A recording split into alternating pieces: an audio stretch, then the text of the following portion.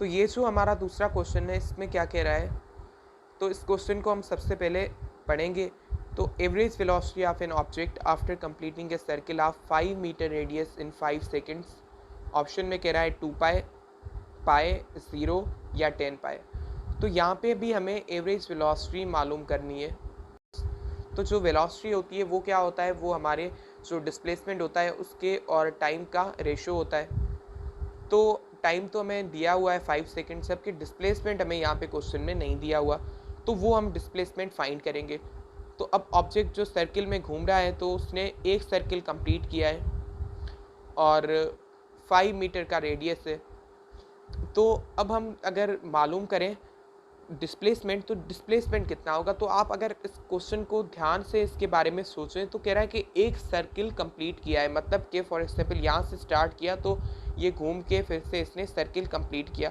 तो जब circle complete इसने किया तो इसकी जो इनिशियल पॉइंट थी जिससे इसने मोशन स्टार्ट की थी वो पॉइंट, और जहाँ पे इसकी मोशन ख़त्म हुई जिसको हम कह रहे हैं फाइनल पॉइंट, ये दोनों जो पॉइंट्स हैं वो क्या हो गई, सेम हो गई, क्योंकि इसने एक सर्किल कंप्लीट किया है।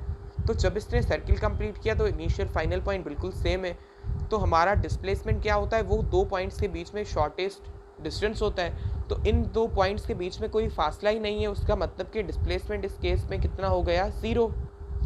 तो जब हमारा डिस्प्लेसमेंट 0 होगा तो जो हमारी एवरेज वेलोसिटी है जो कि डिस्प्लेसमेंट और टाइम का रेशो है, मतलब कि डिस्प्लेसमेंट और टाइम का जो रेशो है जो कि वेलोसिटी है वो कितनी हो जाएगी, डिस्प्लेसमेंट हमारे पास 0, तो 0 और 5 इसका रेशो 0 ही होगा। तो इसका मतलब कि डिस्प्लेसमेंट 0 है तो सीधी सी बात है वेलोसिटी हमारी 0 होगी। तो एवरेज वेलोसिटी होगी 0, तो इसका करेक्ट ऑप्शन है सी, 0। तो ये क्वेश्चन था।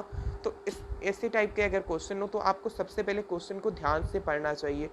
तो जैसे आप पढ़ेंगे तो उसका जो आइडिया है, जो कॉन्सेप्ट है, वो आपको पता चल जाएगा कि इस क्वेश्चन में हमसे क्या पूछने की कोशिश करा है। तो जब हमने देखा कि सर्किल एक कंप्लीट किया है तो फिर हमें आगे डिस्प्लेसमेंट मालूम करने की कोई ज़रूरत पड़ी नहीं, क्योंकि जो क्वेश्चन है इसके अंदर ही हमें बता रहा है कि डिस्प्लेसमेंट तो 0 हो जाएगा।